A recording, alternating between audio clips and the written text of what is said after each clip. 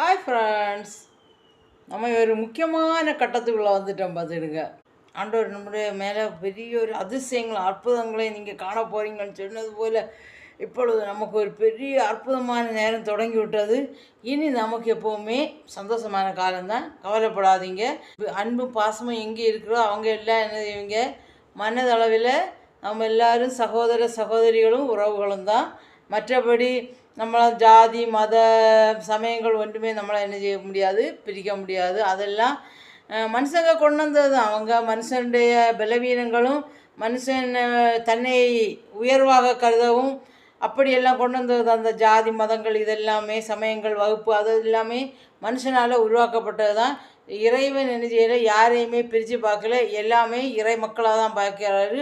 மனசில் அன்பும் பாசமும் இருக்கிறவங்க இறைவனுடைய மக்களாக தான் கருதப்படுவாங்க. நீதியும் நேர்மையோடு நடக்கும்போது நாம் கேட்கும் ஒவ்வொரு காரியங்களும் நமக்கு இறைவன் தருவார். அது என்னுடைய வாழ்க்கையில் நிறைய அனுபவங்களும் இருக்குது. கண்டிப்பாக ஒரு நாள் உங்கள்கிட்ட ஷேர் பண்ணுவேன். மனுஷங்க நமக்கு எதிராக என்ன தான் துன்பம் கொண்டதாலும் நம்மளை தோற்கடிக்கணும், நம்ம தாழ்ந்து போகணும், எப்படியாவது நம்ம தரமட்டம் ஆகணும்னு நினச்சாலும் ஆண்டவர் உயர்த்த கொண்டு போக நேரத்தை என்ன செய்ய முடியாது, எந்த மனுஷனாலையும் தடுக்க முடியாது.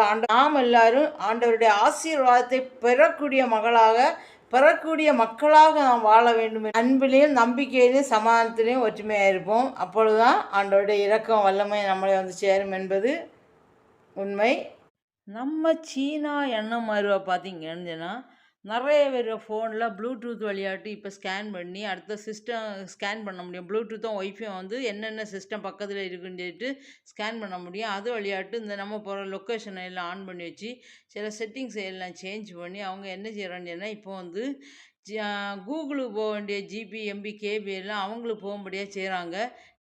பொதுவாக நமக்கு நிறைய பேர் சொல்லியது யூடியூப் மூவ் ஆகலை, யூடியூப் வியூஸ் போகலை, அப்படி எல்லாம் வந்த காரணம் பார்த்தீங்கன்னு சொன்னால் நம்முடைய சிஸ்டத்துக்கு கூகுள் டூல்ஸை அனுப்பிட்டு அது வழியாக என்ன செய்வாங்கன்னு சொன்னால் யூடியூப்பு இன்ஸ்டா நம்ம என்னெல்லாம் இருக்கிறோமோ அதை எல்லாம் மேனேஜ் பண்ணி அதுக்கு டைமை எல்லாம் லெஸ் பண்ணி அது வியூஸ் போகாத செய்கிறது தான் இவங்களுடைய வேலை. சரி, எல்லாரும் தான் கஷ்டப்பட்டு தானே முன்னுக்கு வரோம். அவங்கவங்க இந்த பார்ட் டைம் ஆட்டு இந்த டைமை ஒதுக்கி தானே இங்கே நம்ம கஷ்டப்படுறோம். இப்போ இந்த கஷ்டப்படிய நேரத்தில் என்ன செய்யக்கூடாது, அவங்கவுங்க நாட்டை அவங்கவுங்க முன்னேற்றணும். அது அப்படி தான் யோசிக்கணுமே தவிர அடுத்தவங்களுடைய வாழ்க்கையில் எதுக்கு விளையாடியாங்கன்னு தெரியல. சரி, இருந்தாலும் இதை என்ன செய்யணும், கூகுள் இதை ஜோயல் யூனிவர்சிட்டின்னு சொல்லிட்டு ஒரு ப்ரேயர் பண்ணிட்டு ஒரு ப்ரேயரை தான் எடுத்து என்ன செய்யுதுன்னு சொன்னால் நேற்று அப்லோட் பண்ணேன் இன்ஸ்டாவில். அப்போ அப்லோட் பண்ணதான் உண்டு, உடனே இவங்க அப்படியே திணறுது அந்த அவருடைய போதகத்தை எப்படி வெளியில் காட்டுறேன்னு தெரியல. ஒரு நுங்கு வெட்டுறது போல தான் ஒரு வீடியோ கிளிப்பை நான் அப்லோட் பண்ணியிருந்தேன்.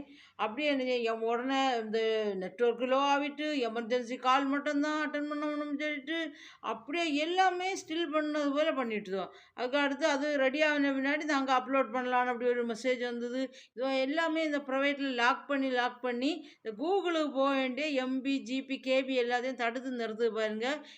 எந்த நாட்டில் இருந்து ஒவ்வொருத்தரும் யூடியூப்பு இன்ஸ்டாவில் அந்தந்த நிறுவனங்களில் வேலையில் இருக்காங்களோ அவங்களுக்குன்னு தனிப்பட்ட முறையில் ஃபார்ம் ஃபில் பண்ணி அவங்கள பாதுகாத்தா மட்டும்தான் என்ன செய்ய முடியும். இனிமேல் யூடியூப்ல எல்லாம் காசு கிடைக்கும். அல்லாமல் எல்லாம் இருந்துச்சுன்னா இவங்க நம்ம ஃபைனல் ஸ்டேஜி போகும்போது ஏதாவது எரரை காட்டி நம்மளை அதுக்கு மேலே போகாதவாறு என்ன செய்வாங்க, ஸ்டாப் பண்ணிடுவாங்க. அதனால இது கூகுள் இதுக்கு ஸ்டெப் எடுக்கணும். கூகுள் நிறுவனம் ஒவ்வொரு நாட்டிலையும் அவங்களுடைய பிரான்ச்சை உருவாக்கி அங்கே இருந்து நமக்கு ஒவ்வொரு நாட்டிலையும் எந்தெந்த நாட்டில் உள்ளவங்க அதுங்க யூடியூப் இன்ஸ்டா எல்லாம் ஆட் ஆகியிருக்காங்களோ ஒர்க் பண்ணுறாங்களோ அவங்கள எல்லாம் தனியாக பிரித்து ஃபார்ம் ஃபில் பண்ணி அவங்கள்ட்ட ஃபுல் டீட்டெயில்ஸையும் கலெக்ட் பண்ணி அப்படி கொண்டு போனால் மட்டும்தான் இனி கூகுளில் ஒரு முன்னேற்றமான நிலைமை உருவாக்க முடியும். இல்லைன்னா எல்லாமே தப்பாக தான், ஜெமினி போல் ஒவ்வொன்றையும் தப்பாக தான் இவங்க பின்னாடி இருந்து ஆக்டிவேட் பண்ணிகிட்டே இருப்பாங்க.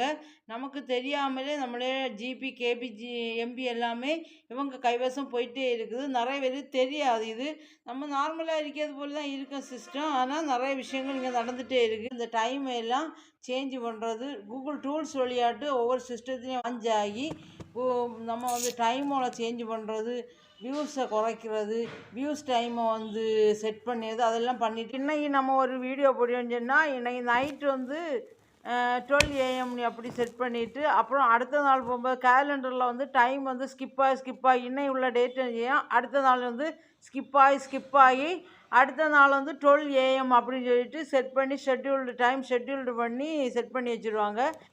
அதே போல் வீடியோ கிளிப்பாக இருந்தாலும் சரி தான், ஃபோட்டோஸாக இருந்தாலும் சரி தான், சம்டைம்ஸ் வந்து டெலிட் பண்ண முடியாமல் வந்து செய்துட்டு என்ன செய்வாங்க, இந்த ஃபைல்ஸை வந்து எஸ்டி கார்டு நம்ம மூவ் பண்ண முடியாமல் வந்து பண்ணுவாங்க. இன்னொரு ஃபைல்ஸ் வந்து அந்த எஸ்டி கார்டில் வந்து டைரெக்டாக வந்து இறங்கி இங்கேருந்து ஒரு ஃபைல்ஸை வந்து நம்ம அதுக்கு வந்து மூவ் பண்ண முடியாதவாறு அப்படியெல்லாம் செய்கிறாங்க. இன்றைய டேட் வந்து 16ஆம் தேதி. ஆனால் என்ன செஞ்சேன்னா 17ஆம் தேதியில் தான் அது வந்து ஸ்கிப் ஆகி போய் நிற்கும் பார்த்துடுங்க. நம்ம இங்கே டச் பண்ணி டைம் செட் பண்ணோன்னு சொன்னாலும் அந்த கிளாக் வந்து பிரிக்குன்னு சொல்லி சவுண்டு வச்சுட்டே இருங்க, வைப்ரேட் பண்ணிகிட்டே இருக்கும் பார்த்துடுங்க. பிரிக்குன்னு ஒரு சவுண்டு கேட்டே இருக்கு. நம்ம டச் பண்ணும்போது ஒரு சவுண்டு வரும், வித்தியாசமான ஒரு சவுண்டு. இப்போ ஒரு டிவைஸ்ன்னு சொன்னால் அந்த ஒரு டிவைஸ் மட்டும் தானே சொல்லி அந்த டிவைஸை வந்து தூர எறிஞ்சிடலாம்.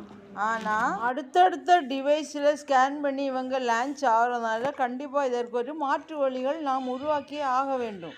இல்லை என்றால் வருங்கால தலைமுறைகள் வந்து இதன் மூலம் அதிக பாதிப்புக்கு உள்ளாகுவாங்க. இங்கே பொதுவாக நம்ம எந்த ஒரு ஃபைல் ஆனாலும் நம்ம டெலிட் பண்ணும்போது அது ஆட்டோமேட்டிக்காக டெலிட் ஆகும். ஆனால் இங்கே கீழே ஒரு ஃபைல் பார்த்து அதனுடைய வருஷம் கூட பார்த்துடுங்க, ஜனவரி 1, 1970 எழுதியிருக்கு. அது எனக்கு சம்மந்தமே இல்லாத ஃபைலாகும் பார்த்துடுங்க. நான் எந்த ஃபைலுமே அந்த ஆண்டில் சேவ் பண்ணவும் இல்லை. அந்த டேட்டை பார்த்துக்கோங்க, 1917 எழுதியிருக்கு இல்லையா. அந்த ஃபைலை என்னால் டெலிட் பண்ணவே முடியலை, டெலிட் ஆகவும் செய்யாது. இவங்க இப்படி தான் ஒரு ஃபைலை அனுப்புகிறத பார்த்துடுங்க. எந்த ஒரு வீடியோவும் நம்மளால் டெலிட் பண்ண முடியாது. அப்புறமா ஃபோட்டோஸ் டெலிட் பண்ணணும் கூட டெலிட் பண்ண முடியாது. இப்போ வந்து மெமரி என்ன செய்யுதுன்னு நினச்சின்னா டெலிட் பண்ண முடியாமல் இருக்கும்போது மெமரி ஃபுல்னு காட்டிகிட்டே இருக்கும்.